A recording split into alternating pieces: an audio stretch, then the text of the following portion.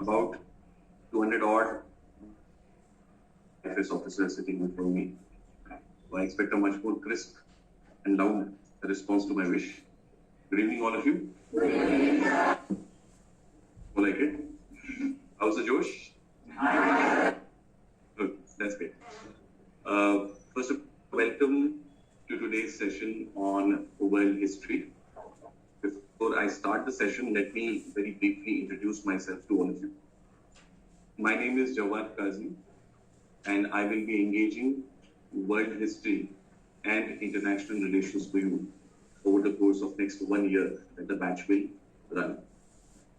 I'm a senior faculty with the Unique Academy for the last 7 years now. And before that, I worked as probationary officer in State Bank of India and auditor in CAG. I've studied MBA and postgraduate diploma in mass media. Teaching is my calling, so that is why I'm here to interact with young, impressionable, smart people like you who are going to create waves in the administration. I guess you've already had a couple of sessions and we've had a lot of seminars also before this batch started. So I would presume that by this time you are well aware about the syllabus, the structure, process of the examination. Am I right about this? Yes. Okay. So I don't think I have to go into those basic details as such. I would rather jump in directly regarding the subject that we are going to talk about today, which is world history. But before I do that, very quickly, let me share with you the, you can say, extract of all the experience that I've had as an aspirant, first of all, myself of civil services, and then as a mentor guide coach for last several years. A lot of students come for this wonderful journey called as preparation for civil services. And no doubt, this is going to be a very, very interesting journey, a very, very enriching journey for each one of you. But success is achieved by only those candidates who are able to notch up their performance to a certain level. And this is not just about putting in your back or working hard. It is beyond that. A lot of candidates work hard, but that is not sufficient. You have to go beyond just working hard. So what is it that it takes to crack this examination? अगर मैं सारा निचोड़ निकाल के आपके सामने रखूं of all my experience, then I can present a formula for you for success in this exam. To summarize everything, and we are going to talk about this formula over the course of next 1 year. But in very brief, if I was to present it before you, it would be something like this. Success in civil services exam is equal to, it's a mathematical formula, is equal to, the first input over there is a constant, and it is coverage of entire syllabus. Something very basic, something very rudimentary, you would say, but something very often neglected. UPSC has given us a very, very defined syllabus, which you are expected to thoroughly prepare. But let me tell you with all my authority that I have come across a lot of candidates who have appeared for mains as well, but then they have not covered the entire syllabus. And this is the biggest suicidal mistake that you can do in this process. You have to be professional and cover the entire syllabus for the examination, which in the process of this preparation, we are going to enable you in doing. I call this as constant because the syllabus is same for everybody. Shruti Sharma, who topped this year All India Rank 1, the syllabus was same for her as for the last candidate who made it to the list or the candidate who never wrote even the mains. So it is constant for everybody. This is my first input into this formula. Multiply this by, and I'm consciously using the factor of multiplication.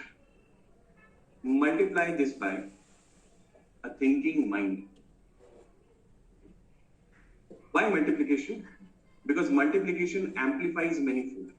Addition is, arithmetic progression. Whereas we're talking about geometry. So multiply that with what? With a thinking mind.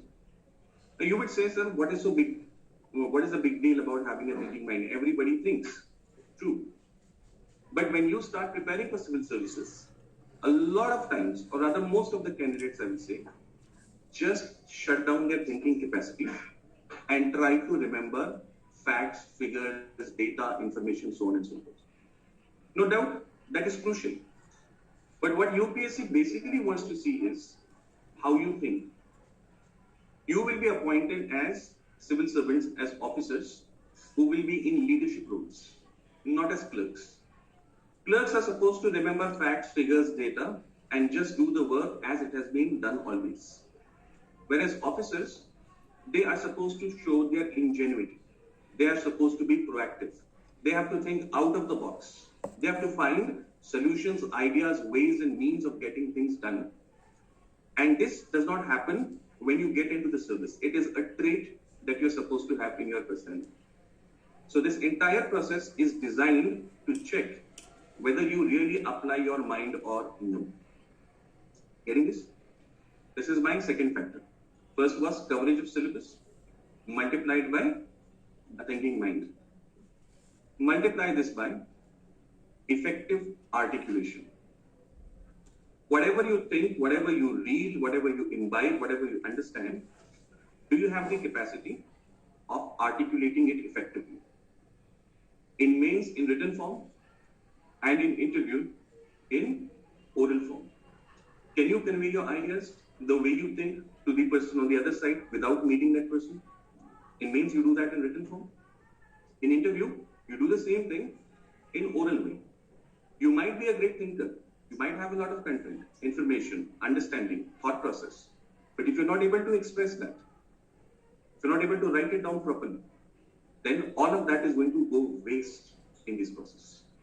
So having that capacity to articulate your ideas effectively is going to be very crucial for your success in this exam. And let me substantiate this with an example that you will relate with. Last year when civil services result was out, a girl from Pune, barely aged 22, topped in this examination and got IPS in her very first attempt, Indian Police Service. Very first attempt. Because it was COVID times, so her college final year exams was postponed and she wrote UPSC mains just after her college exams were over. Despite that, she tops in this examination. Whereas the same year, I know another candidate who has written his 6th attempt and 5th mains overall, but still could not convert it into a call for interview. So if you see, the knowledge, content, information base of the fellow who was writing his 6th attempt would be more than this girl who was writing her very first attempt, right? So this exam is much beyond just your information. Are you getting my point now? Okay. So will you remember this formula? So success is equal to constant, that is coverage of syllabus, multiplied by first variable, which is thinking mind. I call it as a variable because sky is the limit as to how much you can develop your sharpness of your mind, of your thinking process, right? Multiply that with second variable, which is effective articulation. Again, I call it as a variable because here also sky is the limit. Okay? You can be very sharp in the way you write, the way you speak, right? So that's why I call it as a variable. Did you get the sum in essence of what I'm trying to convey to you? All with me thus far? Can you hear a louder yes? Yes. Okay. I like a participative class. Okay. In my classes, I'll be throwing a lot of questions at you. We'll be interacting a lot. I expect you to read stuff beforehand and come for the class, ask questions, and in that process, I will also get enriched. We as teachers also learn a lot from the questions that students ask. Okay? So my classes are going to be very democratic and very open. Be used to that. चलिए तो आज का जो हमारा discussion है उसको हम start करते हैं यहाँ पर में, which is about world history.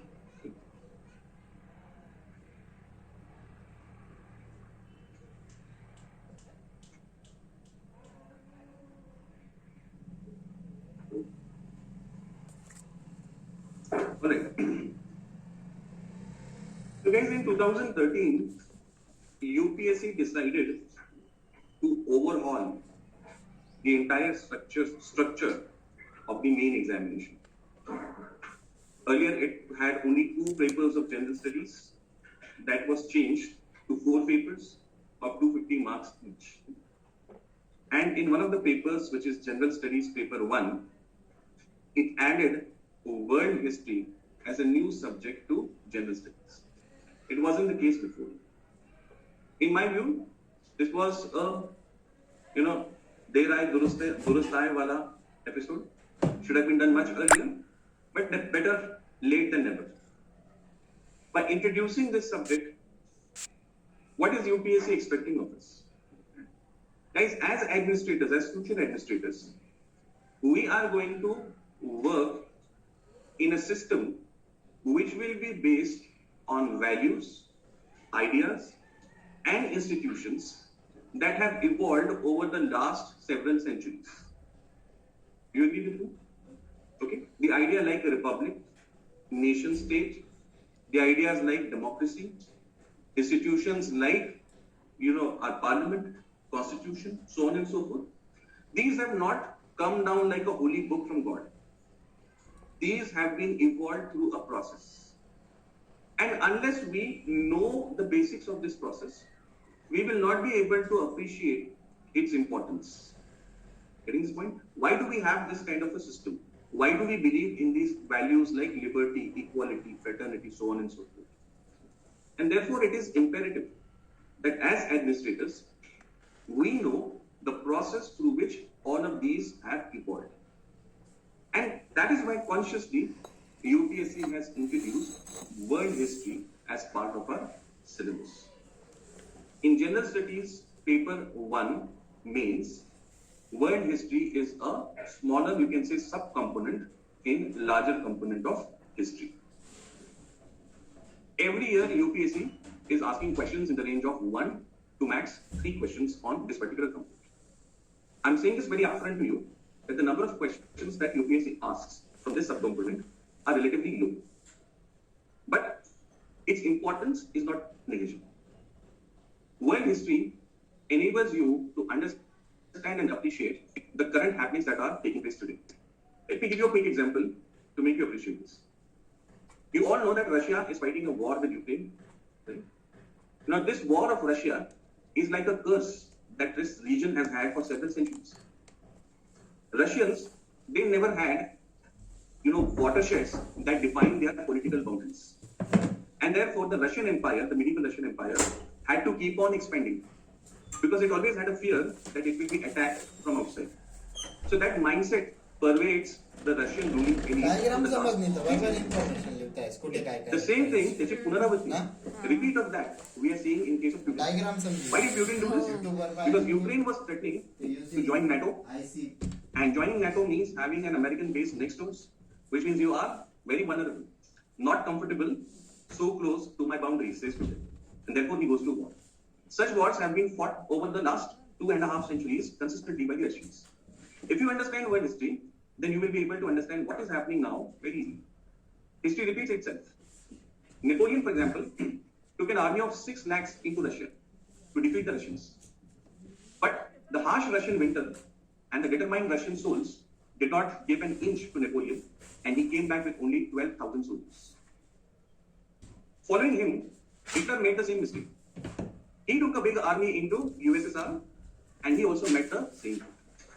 Had he joined the Unique Academy and attended my classes, I would have told him the mistake that Napoleon made, and history would not have been repeated. Just kidding. So we need to understand history to make sense of what is happening around us today. Do you agree with me on this? I'll give you several examples as we go along. Now, let me first tell you how our session for today is going to proceed. Next, from day 1, I want you to develop the habit of structured thinking. You have a macroscopic syllabus of UPSC. Within that, you have General Studies Paper 1. Within that, you have history. Within that, you have world history. That world history has a specific syllabus. Within that, what are we going to study today? And within that lecture, how are we going to proceed with it? Everything I want you to have complete clarity about. This is structured thinking. There should be no haziness in your mind. कि मैं इस वक्त में कहाँ हूँ? हरी बात समझ में? ठीक है? So how is my lecture going to pan out? First, I will tell you the syllabus of world history per se. and I will exfoliate that syllabus for you. It's a one sentence syllabus. I will open it up and make it a full bouquet of all the topics that we are expected to study. That will be the first thing. Second, I will tell you certain intricacies regarding preparing this particular subject. Now, preparing world history for UPSC is quite different from preparing world history for a BA or MA course for that matter. Every exam has its own nuance. Preparing polity for UPSC is going to be very different from preparing polity in your university. So you need to know what is the intricacy that is there in UPSC preparation. So I will discuss that with you today. Third, I will tell you the important sources that you will have to refer for preparing this subject.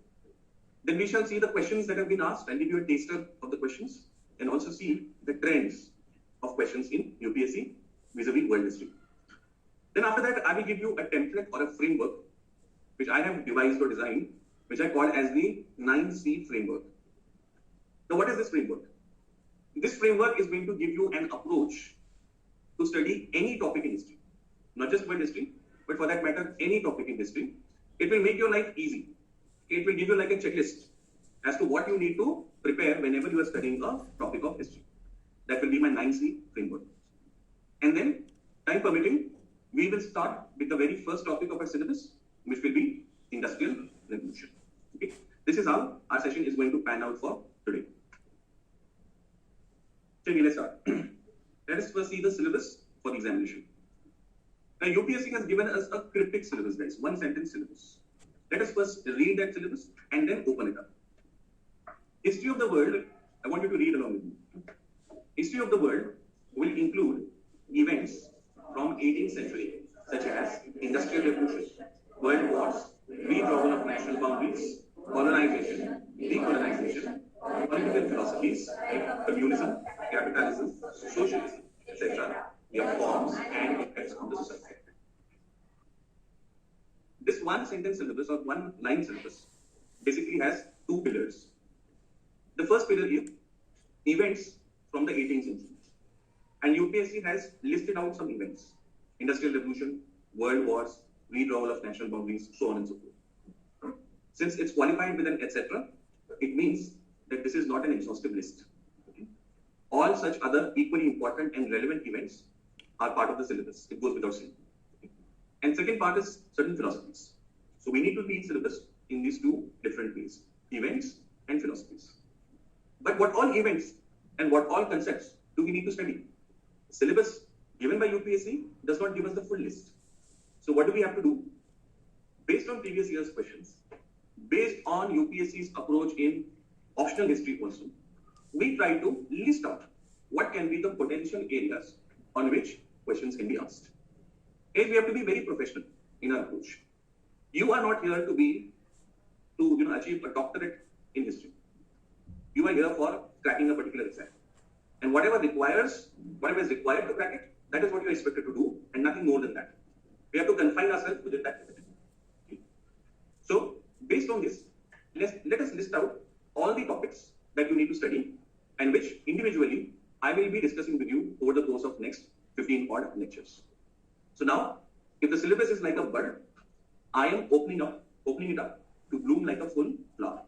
Let us see what all will be part of the syllabus. The first topic will be Industrial Revolution.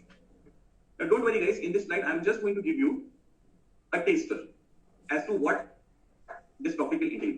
When I discuss these topics, I will spend a good 2 hours discussing each one of these in detail. Okay? So right now I'm just giving you a feel of what that topic basically includes. Guys, we are studying the history of the modern world. And we need to start at some important point or important place from where we can say the modern world begins. But in case of history, it is very difficult to have a particular date from where we are transitioning from medieval to modern, or for that matter from ancient to medieval. ऐसा नहीं बोल सकते ना कि 1 जनवरी फलाना साल से जो है वो हम सब medieval से अब modern में enter करें. ये तो नहीं हो सकता हिस्ट्री. ठीक है? So we have a tentative period, and that tentative period has some specific characteristics.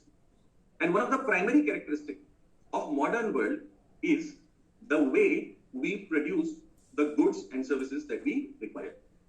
So Industrial Revolution is perhaps the most important, you can say, differentiating development from where we can say modern world actually starts. And therefore, logically, this has to be the first topic that we discuss. What is this revolution basically?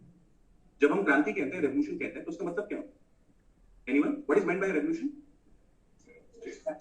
Rapid change, massive change, a big change, right? Absolutely right. We have a very informed audience here. Industrial revolution is a sudden, dramatic, and all-encompassing change that comes about in the way mankind produces goods. Before industrial revolution, what was the system of production? देखिए हम जब किसी एक चीज को पढ़ते हैं तो उससे पहले की सिचुएशन क्या थी ये जब तक नहीं समझेंगे तब तक क्या बदला ये नहीं समझ पाएंगे. आपने वो रेन की एड देखी होगी टीवी पर. A lady comes walking in wearing a white sari and suddenly that green tikia comes along. Flash, you see that difference before and after, right? So we have to understand the before to understand the after. Okay. Before the start of industrial revolution, the system of production was that we produce goods with our bare hands and basic tools. The worker was producing his stuff in his own cottage. So the weaver was weaving the cloth in his cottage. The tailor was stitching the cloth in his own cottage. Everything was decentralized at a very local level and on a very small scale. Consequently, the time required, the cost involved, all of this was very high. This changes from around mid-18th century, where we see some people start to invest capital in factories. What are factories? Factories brought together this capital, machine tools, raw material, and human labor, whereby the system of production was completely and drastically changed from before. Now, you could produce goods on a mass scale in less time, of a better and uniform quality, and at a lesser cost. So this was a massive jump in terms of system of production. This is basically industrial revolution. You understand this? Now, while this revolution starts out as a technological revolution, its effects are all encompassing.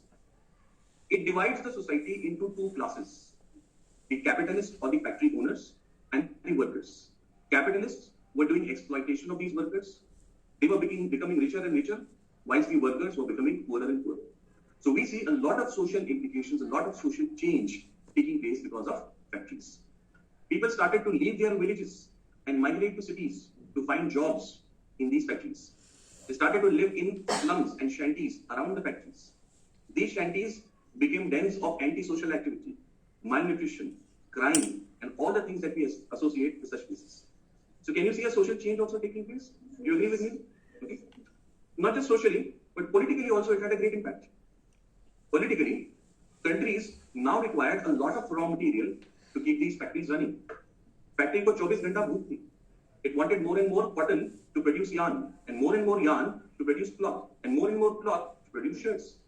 Okay? So it is all traced back to a raw material called as cotton, which cannot be grown in England because it's a tropical crop. So these countries had to go outside and seek imperial territories and colonies. So politically, industrial revolution gave a big boost to European countries for going and conquering areas in Americas, Asia, Africa, so on and so forth. Can you see the political implication? This is just the tip of the iceberg. We're going to see a lot more in detail regarding the implications of this revolution. So this is the first topic that we'll see, which is industrial revolution. After this, I will take you to America. Not literally, figuratively. And in America, we are going to meet the colonists, the American colonists, who, for various reasons, decide to go for a divorce with their motherland, Britain. Britain had established 13 colonies in North America. And these colonies were living in a happy marital kind of a relationship with Britain. But around mid-18th century, certain developments take place, and these colonies feel that we want a divorce. And they fight a war against their own motherland from where they have come, with whom they share ties of language. They speak the same language. With whom they share a tie of religion. They are all Christians. Okay? With whom they share a tie of similar culture. But they say, no, we want to sever all these ties. And do what? We want to create a new nation state based on new political ideas. A nation state that will be a republic. When all of Europe had monarchies, forget Europe, all the world was ruled by monarchies, empires. Americans say, this will not be done. We want a republic. What is meant by a republic is? What is a republic? Get a republic? At least I enter the class at first. What's a republic? Okay, what else? Elected head, yes. This is the definition you have read in class 8 civics textbook. That the head of the state is elected. Yes, that's right. But that's more a manifestation. At a deeper level, a republic is a political system in which there are no privileges based on birth. Article 15 film dekhiye aap? How many of you have seen that movie? Okay, quite a few. There's a very interesting dialogue in that movie. This protagonist, the hero, he's confused and he's talking to his love interest. And he's talking about the caste system. And he says, my subordinates tell me कि अगर जाति व्यवस्था नहीं होगी, caste system नहीं होगा, तो राजा कौन बनेगा? And the lady who is a very sorted lady, I mean the character, she says कि राजा बनाना ही क्यों? Why do we need a raja, a king in the first place? So the essence of this idea of republic is that we don't want any system in which there are birth-based privileges. Just because you were born to somebody, you will not have any specific privileges. So the American Revolution goes on to establish a state which is based on several such new political ideas. Idea of republic, idea of presidential form of democracy, idea of a federal government, division of power. Okay? So a modern experiment is being made over there. And we see this experiment which has casted long shadows on the history of world ever since. After this, I will take you to Paris this time. Again, not literally, figuratively. And we will meet those Parisians who bravely stand up against the might of their own King Louis XVI, an absolute monarch in whose hands all the power was concentrated. The people of Paris say that we don't want to be part of this system anymore. We want a new kind of system, a Navin Vyavastha pahiye, where there will be individual rights, where we will have liberty, equality, fraternity. Today, if somebody comes and tells you in your home that why do you wear these kind of clothes, whatever type of clothes you like, your natural reaction will be that it is none of your business to tell me this. Am I right? This is the idea of liberty, that every individual has the fullest right to enjoy his life the way he wants to, as long as it does not affect others. What you wear, what you eat, whom you marry is your personal business. You'll agree with this? Now, this idea we take for granted today. You know? This is so natural to us, but it wasn't the case earlier. Okay? It was the people of Paris and France who fought for this idea and made this idea a norm in the society, in the modern society. And consequently, we can take it for granted today. So why the people of Paris are fighting? What are they fighting for? And what do they achieve at the end of it? All of that we will see in the French Revolution. You get my point, please? Next, we will meet a very charismatic fellow after this. And this fellow is Napoleon Bonaparte. Okay? All of 5 feet 6 inch, this pot-bellied man had all of Europe harassed for good 20 years. He defeated all the mighty powers of Europe except Russia. Everybody. And in that process, this man became the super spreader of the new ideas of the French Revolution. We are still in Corona times, and you would have heard the concept of a super spreader. Political ideas are also very dangerous. They are very infectious. 2011 Tunisia, his country, a youth protested against its government, against his government. And from that point, a movement for democracy spread across the Arab world. That was called as the Arab Spring. One guy protesting to all the Arab countries. That's called the Arab Spring. Why is it so? Because political ideas are very infectious. Napoleon ensured that these ideas were transmitted across Europe. And these ideas, that is liberty, equality, fraternity, nationalism, they became the norm of all of Europe. So we will meet him and see his contribution. After seeing Napoleon, we will see how the modern nation states of Italy and Germany were born. These two nation states, as we know them today, were divided across many smaller kingdoms. But thanks to the French people, they get this Mentos ki goli. You seen that ad, Mentos ki goli? Dimag ki batti jalao? Right? So the French people give that Mentos ki goli to Italians and Germans, that the idea of nationalism, French nationalism, and what they achieve with that. Italians and Germans feel that, boss, we can also do this. If the French can do such a big deal, we can also do it. Instead of being divided into smaller kingdoms, let us come together and create a unified Italy and Germany. So, We all use this word nation very often. Nationalism also very common. What is meant by nation? What is nationalism? Anyone would like to hazard a guess? What is meant by nation?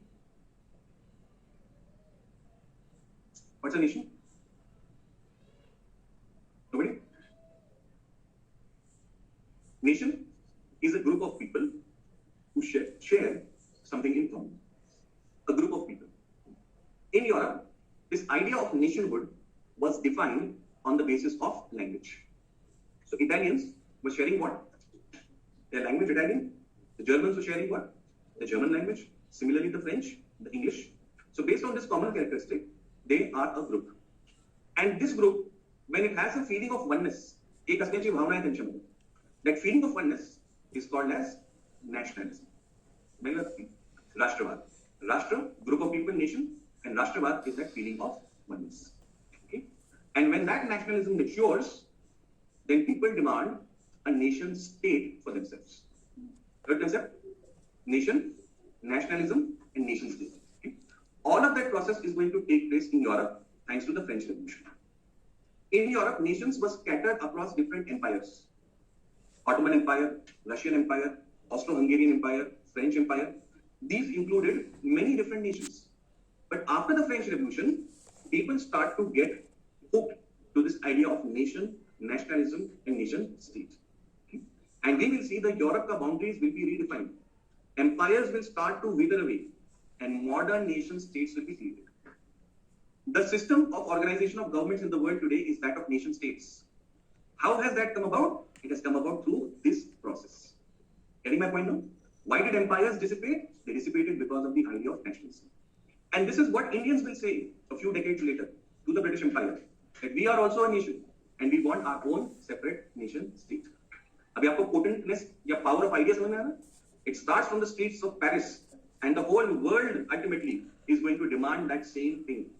We are in 2022, and till this date, we are using that same system. Nation state आज भी है ना? UN में 193 members हैं ना? हम भी एक member हैं. ये सारे क्या है? Nation states. What is point? So मैंने जो शुरुआत में आपको बताया था, ideas, values, institutions, वो ऐसे shape होंगे. Getting this point? After this, we will again go back to USA and see how this great country went through a trial by fire. The American Civil War. After independence, the northern and southern states of USA had very different types of geography, consequently very different types of economy, and consequently very different types of culture and policies. Northern areas, they were mountainous. Southern areas, they were plains. So northern areas developed as manufacturing industries, economy was manufacturing based, and southern areas had plantation agriculture. Marathi मध्ये बोलते ना, म्हणतात मळे. So they had plantation agriculture. So geography is different, consequently economy is different. Economy is different, consequently the cultures are also different. Okay? And because cultures were different, there were different priorities and policies. So northern and southern states could not gel together over one cultural practice, which was as much economic, which is the practice of slavery, Ghulamgiri. Because of this practice of slavery, ultimately, the southern states decide to secede from the Union, leading to a civil war. So now, guys, in this war, Prashna ko Gahana hai. We have a very important question at hand. What is that question? Will the government of the people, by the people, and for the people survive? World over, when democracy has not taken root, when republicanism has not been established, when nation states have not yet been born, at that point of time, the first pilot project is about to fail. Okay? So at stake is not just the survival of the Union, it is the survival of these new political ideas. किसी ने कहा है, success has many fathers. Success has many fathers. Failure has none. Had the Union failed at that point of time, then these ideas would have been questioned, they would have been rejected. But fortunately, Abraham Lincoln, with his tenacity, with his perseverance, with his tact, he ensures that South is defeated and USA survives. So we will see this entire episode of History of USA. Okay. After this, we will go to the Great War or World War I.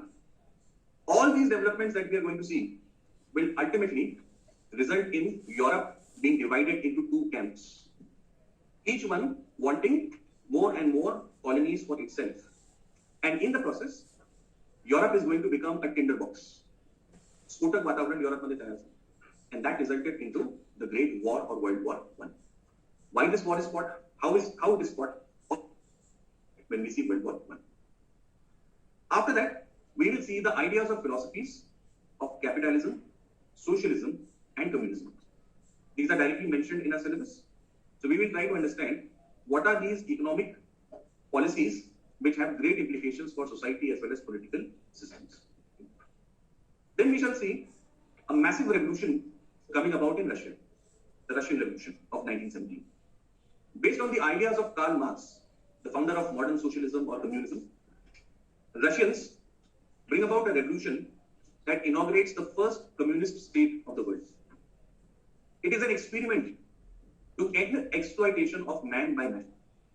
Karl Marx का goal क्या था? Karl Marx का गोल ये था कि एक ऐसी व्यवस्था, एक ऐसा मॉडल देना जिसमें मानव जात का एक्सप्लॉइटेशन ना हो. Throughout history, we have seen that a handful few powerful people have been exploiting majority of the population. So if we want to stop that, we need to have a robust model. And that model is given by Karl Marx. But that remains a theoretical model only. It's not implemented anywhere practically. Lenin and his Bolshevik party take upon themselves to bring out into reality that model. Okay? So for the first time, we have a state in the world whose declared goal is to stop exploitation of man by man. How this experiment is going to pan out in future, we will see in this topic. Then we will see the interwar period, the period between the two world wars. It's called as the interwar period. And here we will note the creation of League of Nations. World War I was a big, you can say, setback for Europe and for mankind at large. फिर से ऐसा कोई war ना हो, इसलिए एक neutral third empire की जरूरत महसूस हुई. And for the first time in the history of mankind, an international organization is created for preventing conflicts and ensuring justice amongst nations. That is League of Nations. So we will read about this great project taken up between this, in this period, interwar period. After this, we will see the Great Depression that starts from USA and spreads to the rest of the world.